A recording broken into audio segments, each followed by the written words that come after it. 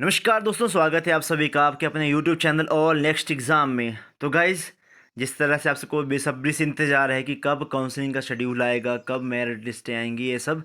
तो आज उसके जो रीज़न था, कल उसके बारे में बहुत चर्चा हुई थी, है ना। कल मैंने भी पता करने की कोशिश करी थी, तो उन्होंने बोला कि अभी इस पे चर्चा चल रही है कि क्या काउंसलिंग संयुक्त रूप से ली जाएगी, क्या एचपीयू ही तो अभी भी काउंसलिंग, दोनों की काउंसलिंग एक साथ लेंगे या फिर नहीं लेंगे। तो इसके बारे में आज हम इसके बारे में बात करेंगे, और दोस्त पेपर में भी आज ये बहुत अच्छे तरीके से दिया गया है कि अब यहाँ पे लिखा है कि सरकार ने रोस्टर नहीं किया जारी। अब रोस्टर क्या होता है, सबसे पहले आपको ये पता होना चाहिए। देखो गाइस, जिसमें जो भी आपकी रिजर्व कैटेगरी हैं, एससी है, एसटी है, ओबीसी है, ईडब्ल्यूएस है, उसकी कितनी सीटें होनी चाहिए, उसका जो जारी करने, उसका जो तय करने का काम होता है सरकार का। और सरकार ने अभी तक ये सब तय नहीं किया है कि किसकी सीटें, किसकी कितनी पोस्टें वहाँ पे होनी चाहिए। तो इसके लिए अब यहाँ पे लिखा है कि आप दोनों विश्वविद्यालयों के से संबंध बीएड कॉलेजों से के लिए करवानी पड़ेगी संयुक्त काउंसलिंग, यानी कि जॉइंट काउंसलिंग करवाने की बात इस पर चली है। पूरी खबर मैं आपको भी पढ़ के बताता हूँ कि एचपीयू शिमला और सरदार पटेल यूनिवर्सिटी मंडी से संबद्ध जो भी जितने भी कॉलेज हैं, 1 जुलाई को आयोजित संयुक्त प्रवेश परीक्षा का परिणाम घोषित होने के बाद अगली प्रक्रिया लटक गई है। 15 जुलाई को एचपीयू ने अपना परिणाम घोषित कर दिया था। इसकी वजह से सरकार की ओर से बीएड में प्रवेश के लिए रोस्टर का जारी ना किया जाना है। मतलब अभी तक यहाँ पे आगे की प्रक्रिया नहीं हो पाई है, क्योंकि सरकार ने अभी रोस्टर ही जारी नहीं किया है। दरअसल एससी, एसटी, ओबीसी और सामान्य वर्ग के लिए कितनी सीटें आवंटित होनी जानी चाहिए, ये सरकार तय करती है। इसलिए रोस्टर न आने के बाद एचपीयू श्रेणीवार मेरिट लिस्ट जारी कर पाएगा और प्रवेश के लिए काउंसलिंग और सीट आवंटन की प्रक्रिया आगे बढ़ पाएगी। जैसा कि मैंने आपको बता रहा हूँ तब से कि कैटेगरी वाइज आपकी मेरिट लिस्टें आएंगी। अब जब यहाँ पे उतना उनको ये नहीं पता होगा कि कितनी सीटें कौन सी कैटेगरी को डालनी है, कौन कौन सी कैटेगरी इस आपकी रोस्टर के अंदर डालनी है, तब तक एचपीयू कैसे निकाल पाएगा आपकी मेरिट लिस्टें, वो भी आपकी श्रेणीवार, यानी कि आपके कैटेगरी वाइज।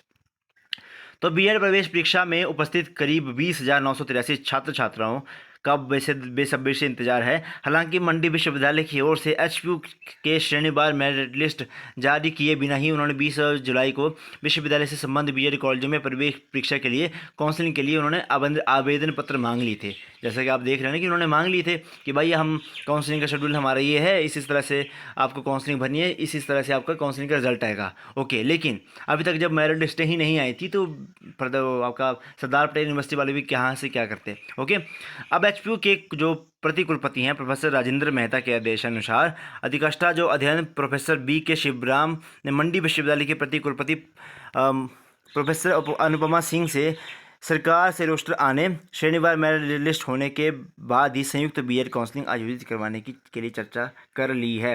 हालांकि अभी तक मंडी विश्वविद्यालय ने काउंसलिंग के लिए आवेदन पत्र करने और काउंसलिंग शेड्यूल को की 20 जुलाई को जारी अधिसूचना को वापस नहीं लिया है। मतलब जो भी आपका जो नोटिफिकेशन अभी सर्कुलेट हो रही थी कि मंडी विश्वविद्यालय अपने अलग से काउंसलिंग करवाएगा, वो उन्होंने अभी तक वापस नहीं लिया है कि भाई अभी तक इसके बारे में चर्चा नहीं हुई है, तो अभी हम काउंसलिंग करेंगे या नहीं करेंगे, अभी तक हमें नहीं पता। विश्वविद्यालय के अधिकांश अध्ययन प्रोफेसर बी के शिवराम ने कहा कि सरकार के रोस्टर का इंतजार है। एचपीयू के बाद ही मेरिट लिस्ट एचपीयू के बाद ही मेरिट लिस्ट की सूची जारी कर पाएगा। दोनों विश्वविद्यालय से संबद्ध कॉलेजों के लिए संयुक्त रूप से काउंसलिंग आयोजित करने पर सहमति बनी है।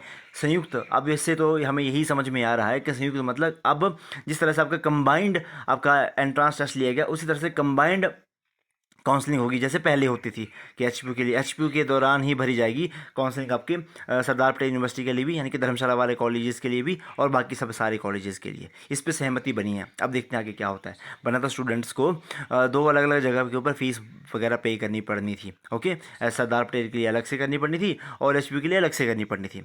एचपीयू ने 75 बीएड कॉलेजों के करीब 8,000 सीटों के लिए प्रवेश परीक्षा आयोजित की थी। तो संयुक्त काउंसलिंग की प्रक्रिया भी अब विश्वविद्यालय करने को तैयार है।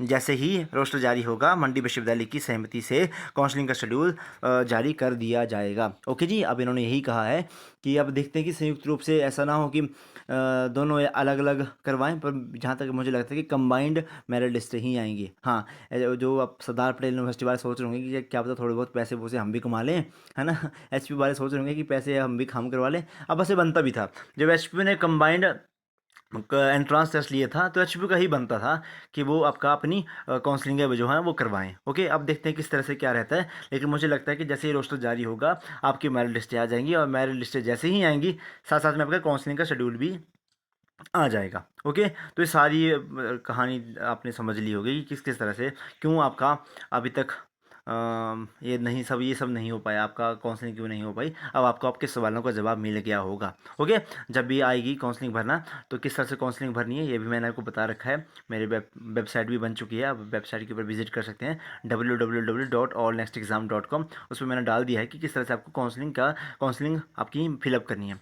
अगर ये यहाँ से नहीं करना तो यूट्यूब चैनल के ऊपर मैंने डाल रखा है कि किस तरह से आपको काउंसलिंग भरनी है एचपीयू की, तो वहाँ से आपको आइडिया मिल जाएगा। ओके जी, तो आज की वीडियो को यहीं पे समाप्त करते हैं। थोड़ी सी आज अच्छी खबर आई कि कहीं ना कहीं काउंसलिंग जो है वो कंबाइंड होगी तो थोड़ा सा मुझे भी ठीक था, क्योंकि ऐसे बच्चे बोल रहे थे कि सर हमें दोनों जगह पे फीस भरनी पड़ेगी, काउंसलिंग फीस तो लगती है भाई। ओके, तो अब देखते हैं किस तरह से क्या क्या रहता है। जल्दी ही मुझे लगता है कि कहीं ना कहीं विचार इस पर आएगा जब न्यूज़पेपर में आ गया, तो क्योंकि कल ये मुद्दा उठा था, कल हमने भी मुद्दा ये उठाया था, तो मुझे लगता है कि ज़रूर इस पर अब अमल किया जाएगा। तो आज की वीडियो को यहीं पे समाप्त करते हैं। आपका दिन शुभ रहे। धन्यवाद। जय हिंद, जय हिमाचल।